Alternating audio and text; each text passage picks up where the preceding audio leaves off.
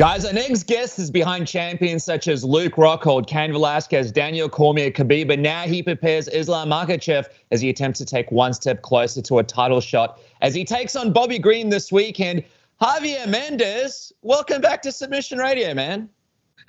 Thanks for having me, guys, and sorry for the technical difficulties. This coach is old. It's all right, man. It's all right. We got there. We appreciate you taking the time, especially what a crazy time you guys are having, right? You guys were set to fight Beneil Dariush, and now in comes Bobby Green. What was your reaction when this all happened? I felt bad for Beneil because he's much deserving of this opportunity, and at the same time, too, I feel very happy for Bobby Green because he's an OG, you know, and he's deserving of this recognition of this title implication for him. So I'm very happy for Bobby Green, and I'm happy for Islam because for me, it never mattered about who Islam fought. It's just as long as he fought somebody that would get him closer to that title shot. So it'd be Bobby Green or Beneil, doesn't matter. What matters is that he gets an opportunity to showcase his talent and his skills and to show everybody why Khabib and I believe he's the next heir to the throne. Oh, did you guys have anybody else, by the way, put their hand up to fill in last minute, or was it just Bobby? I don't know. I wasn't in the negotiation part of that. I just heard first, when I landed, they said, "Oh, you know, not landed." I'm sorry. When I went to the first practice, the last practice at AK, Islam said the fight's canceled. I go, what? And then of course, you know, that they'll find somebody, and they always do. UFC always comes through. And then I heard through who was it? Somebody like Errol Hawani or something released it, and someone said, "Oh, Helen Yee from the Schmo," and she told me that they got Bobby Green. So I found out from her before I found out from Khabib's crew. Wow. So I guess, like, okay, so you know Bobby Green, you know his style. What were some of the changes that went through your mind as far as, you know, the training camp and the preparation? Well, the good thing about you know, Islam Makhachev is he's so good everywhere. We don't care. There's no style change for him. Fight, he's ready to fight. That's it.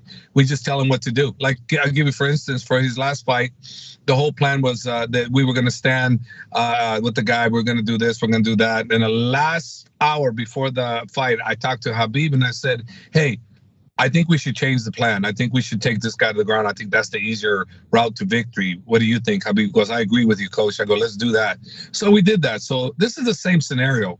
You know, we'll have one game plan intact, but then we can change it. And that's the beauty about having someone that's so well-rounded like Islam Makhachev, that I can change what we need to do depending on the opponent we're facing. So I'm not worried about any opponent.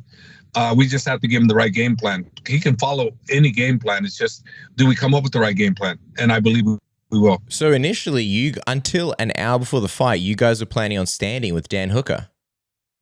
No, we were not. We were not planning on standing. We were going to take that. Oh, Dan Hooker. Sorry, I thought you said Beneil. With Dan Hooker, no, the plan was to just take them down. Don't give him a chance. His only chance was the stand-up. And Dan, great that he took the fight. Very much appreciated. You know, he gave us an opportunity. But in all fairness, he wasn't prepared for what Islam was going to bring to the table, and therefore there was the results. You know, he wasn't prepared. You know, and you know, for someone like Islam Makhachev, you can't take on a short notice like what Dan did, not having a ground game like he doesn't have the ground game that Islam does. So it was not a good thing for him if he got taken down. And a lot of people don't realize how good Islam is at taking you down. So once they mess with him, then they realize that it's almost near impossible to keep a stand-up if he wants to go to the ground. Almost near impossible. So that makes me wonder, like, as you guys go into to this fight with Bobby Green, you know, Bobby is known for his trash talk and his stand-up and for the energy that he brings into the fight. And we know Islam, probably a part of him really does want to stand with Bobby in this fight and put on a show for the fans because they're in the main event. So how do you manage that? Do you just let Islam go out there and stand with Bobby, or is it a situation where you guys just go for the clear-cut win and just have Islam just try and take him down straight away and get the victory as quickly as possible? Well, clear-cut way, but what that clear-cut way, it may be the ground, it may be distance, it may be a different thing than you guys think. You know, for Davi Ramos, the clear-cut plan for that one was stand. be the Matador versus the Bull. And Islam executed that to a T. That wasn't a ground game. That was a stand-up game. If you guys watch that fight, you'll go, wow, that was a masterful stand-up display by Islam Makhachev. So, and he's way better now. So it's one of those scenarios where we can choose what poison we want to use, and we can change it any way we want, round by round. So that's the beauty of what he's all about. Bobby Green, he's an incredible guy. I love the fact that he's a great entertainer. I love the fact he comes to fight, gives the fans a great fight. I'm a fan. I'm a fan. He's a great fighter, and I love the opportunity he's been given. He's been around for a long time, and now he's been put on the spotlight. So he has an opportunity to showcase that maybe he's entitled to a title shot soon. We'll see. My plan is to derail any thoughts he has of that. But anything could happen in the fights. One good shot can take care of anything. But outside of that, there's no one that beats Islam Makhachev. I've been saying it from the beginning. I'll continue to say it now. Outside of knocking him out, you're not going to beat this guy. It's just not going to happen. I remember when Islam fought, he wanted to do one thing, Khabib wanted him to do another thing, and you guys had a plan for him, and obviously he executed. I'm curious, are you concerned at all about keeping him on track to staying on his plan in this fight? Because Bobby is just a guy that's able to draw people into fights with him through his trash talk, through the fact that he's so charismatic, and also through the fact that, this is a last-minute switch out. And, it's a different opponent that Islam is facing now. No, not at all. In all the fights that I've cornered Islam, he's followed the instructions perfection. Not like Khabib. Khabib, 50-50 with me. Islam Makhachev, 100% follows our plans. 100%. Just out of curiosity, what do you think about the striking of Bobby Green? Like, you're a former world champion striker. Like, this is a guy that people are referring to as the Roy Jones Jr. of the UFC, with his head movement, the way he moves in general. What do you make of Bobby's striking, especially as a threat? He's a very big threat in the striking, very elusive. He likes to engage a lot. The biggest fault, I would say, is the willing to engage as much as he does. That could that could alter what can happen to him. And his mindset is to entertain the crowd the vast majority of the time, and he accomplishes that. But I think his majority concern should be about how to win the fight the most effective way, and that's one thing I know, that from watching all his fights, he doesn't concern himself with that as much as entertaining. He's a great fighter that likes to entertain. Now, to me, that's a little bit not necessarily what he needs to do. He needs to think about winning and what he needs to do to win, not entertain. What do you think about him making this quick turnaround as well? Just fighting UFC 271, putting on a great performance, by the way, but physically, what are you expecting from him after such a quick turnaround? I'm expecting a razor-sharp guy. I mean, he's ready to go. I mean, it's not like he got too much time off. He's ready to go. He's healed up. He was not that beat up at all. I'm expecting him to be really ready. You couldn't ask for better preparation than what he has now. The interesting thing about it is he obviously made weight not too long ago, but now the fight's at 160. How did that come about? How did the catch weight come about?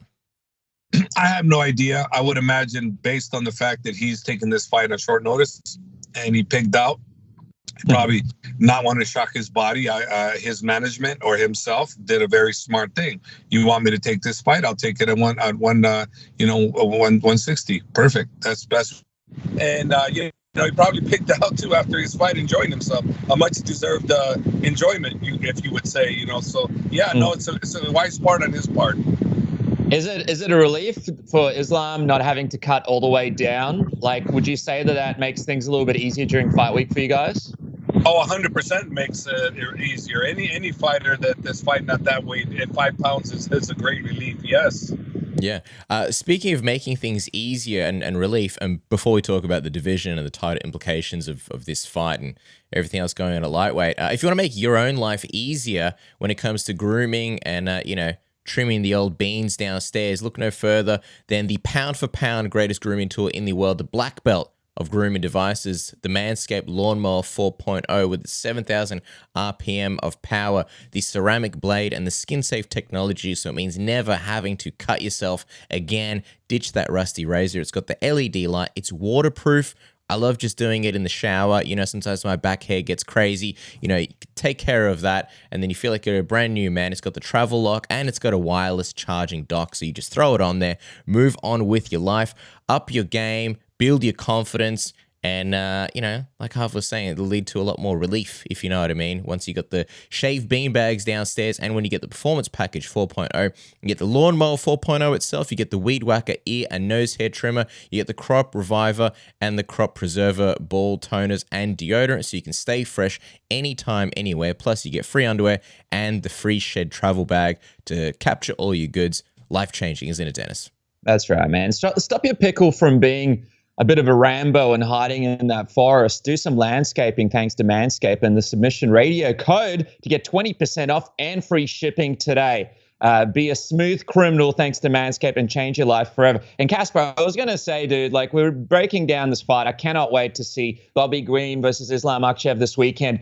Such a fun fight, and I'm so happy that Bobby Green was able to save the day. And our friends at my book here giving you guys a chance to make some serious coin on the fight. Bobby Green right now, as we were recording, a plus 495, and Islam Makhachev minus 720. You guys can go to my bookie today, place your bets, and how about this? If you use the code word submission, you can double your first deposit. That's right. Double your first deposit with that code word submission. Bet anything, anytime, anywhere with our friends at MyBookieCast. Yeah, also make your life easier by watching the fights this weekend with a slick VPN to protect all your details, all your private information, all your credit card, your PayPal, everything. If you're browsing in incognito mode, your internet service provider is still tracking everything you're watching. So use a VPN like NordVPN to block everybody and everything out and stream securely. No buffering, no speed throttling, no nothing. How are you going to log into Fight Pass? Maybe you're in China, maybe you're part of the Olympic squad. You're like, I want to watch the fights, but you can't really, you know, you can't even do a Yelp review, let alone stream from there. So, you know, you jump on NordVPN, all of a sudden the world is at your fingertips. Also, when it comes to streaming services, did you know that in the US, to all our friends there, you guys can't watch Spider-Man on Netflix. But if you switch your VPN to Australia, you got a whole bunch of Spider-Mans now into, what is it? The multiverse or the Spider-Verse. You've got, I think, the second one. You've got a whole bunch of Spider-Mans. Also, you guys don't have Venom, but we do. So switch your VPN to Australian VPN. Well, sorry, NordVPN, switch your location to Australia. Bam, now you got Venom. I think it was Canada that has Operation Odessa, which is a phenomenal documentary that I had to download ages ago. All sorts of like crazy stuff about drug trafficking and this Russian guy called Tarzan and submarines. It's a hell of a watch.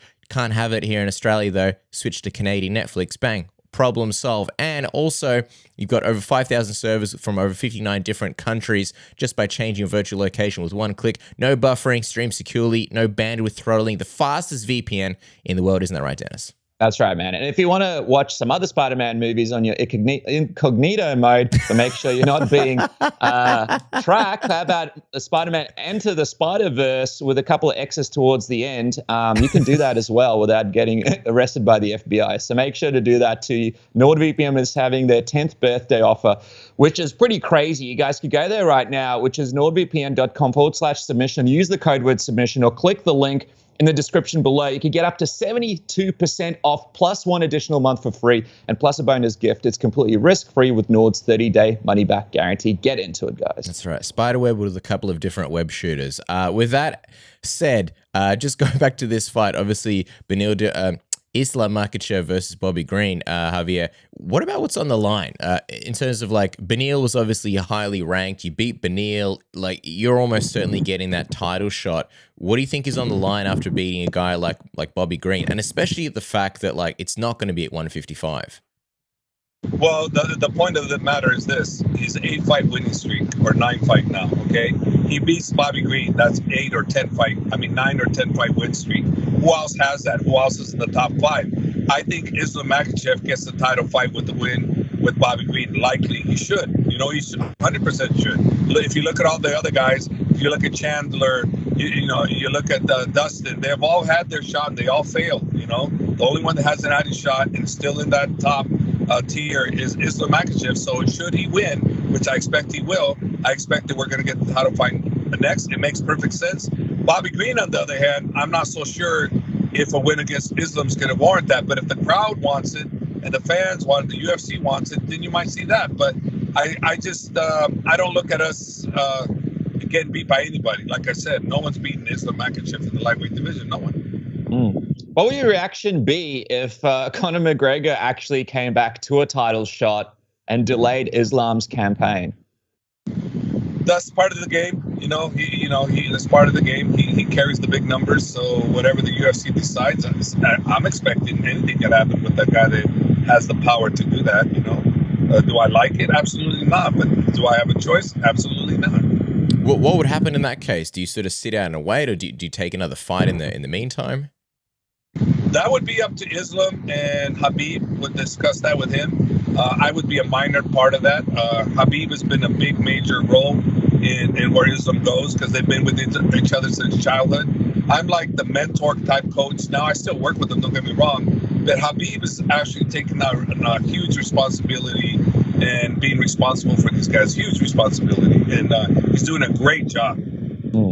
I guess it's one of those weird situations as well, because obviously McGregor, one of the most polarizing names in the sport, but he's coming off losses here and getting an immediate title shot. For a lot of fans, that's a pretty ridiculous notion, even though he's such a huge star. What would your reaction be if he actually got this title shot? Like, you mentioned that you understand business, but does it get to a point a little bit where it's almost putting the question of the title and just the status of the rankings a little bit more into a laughable place if he does get that title shot straight away? Well, to me, the rankings are bullshit. They always have been bullshit. Still bullshit. So I don't really care about the rankings. Look at Chael Sonnen. He loses the title fight. He gets another title fight. He wasn't deserving of it, but maybe he was deserving of it because they gave it to him because the people wanted to see him. He's a good talker, So whoever gets that opportunity, it's like I always say, this is not a true sport. This is entertainment for a sport second. So in entertainment value, the UFC wants the most money. Who's going to create the most money for them? That's where they're going to go. That's where they're going to go. And guess what? That's what they're going to do. So we'll see. We'll see what the UFC wants. But I'm prepared for whatever they do, and I'm not going to be upset one way or another. Do I think it's fair? Absolutely not. If Islam doesn't get the title fight, should he beat Bobby? It's not fair. But nothing is fair. Look what Khabib had to do to get to where he was at. He had to go through a lot of crap too. Out of curiosity, who do you think's going to be the champion by the time Islam gets his title shot? You got Oliveira and Justin Gaethje. Who are you expecting to come out on top and Islam to face? That's a tough one because, Oliveira's been dropped quite a bit. And at the beginning, not doing so well. He did it with Chandler. He did it with Dustin. He comes out super, super strong. I'm not so sure if he does that with Justin that he's going to be able to last like that. So we'll see. But the longer the fight goes, Oliveira's chances get better. It's interesting, right, with Charles Oliveira, because he's not someone that Khabib fought before he retired. And now he's got quite a title run going. He put away Chandler and Poirier, and now fans are sort of building this notion of maybe he can get to a point where he gets that many title defenses under his belt that it would be enough to motivate Khabib to want to come back and have one more fight. Do you ever see that scenario? Like, if Chandler keeps winning and keeps beating everybody in the division, do you think it will be enticing enough for Khabib to actually look at him as a motivating force to possibly come back for one more? You mean Oliveira? Oliveira, yeah. Oliveira, yeah. No interest. Zero. Really? Why? Zero. There's no interest for Khabib. There's zero interest. Zero. Is it specifically Oliveira himself, or would you say if it was like anybody in that role? I think Oliveira's and anybody in that role, they're not interesting enough. So, yeah, Khabib's done. Okay. Well, we also saw that Eagle FC president Shamil Zavarov, he was hinting at a possible Khabib GSP grappling match in one of the EFC events in Miami. Any truth to this, Javier? That's pretty interesting. No, I never heard of that. That would be interesting. That would be fun to watch. That'd be interesting enough for Khabib, though, right? Yeah, he's grappling now. He kills everybody. That guy's still killing everybody. He's heavier, though. But he's killing everybody more dominant than when he was lighter. He kills everybody, bro. Everybody. He's looking big. How much do you think he weighs at the moment? You said he's heavier. I would say weigh 195 to 200 pounds. Jesus. How He's would big. how would that even look like him and GSP grappling at this point? Khabib is going to dominate him, just like he does everybody else. That's what I expect.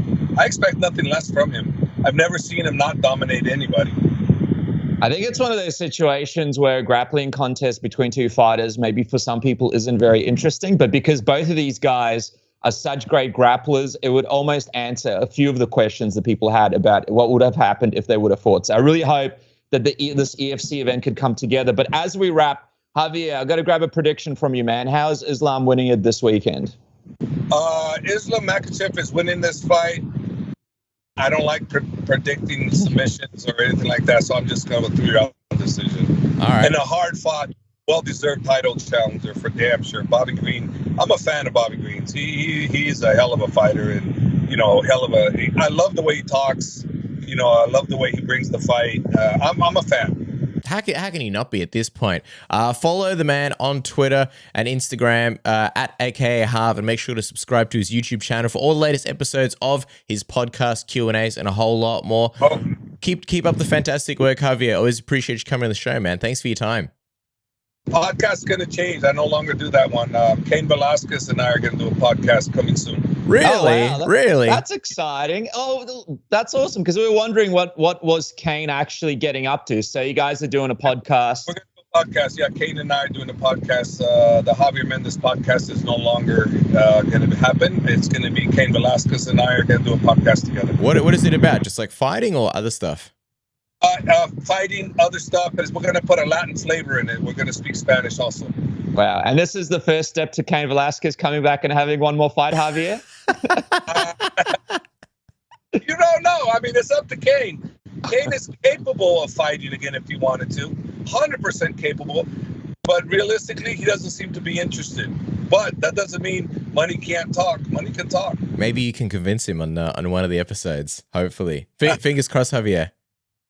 No, he might beat me up if I try to convince him. Well, thanks so much for your time, and best of luck this weekend, Javier.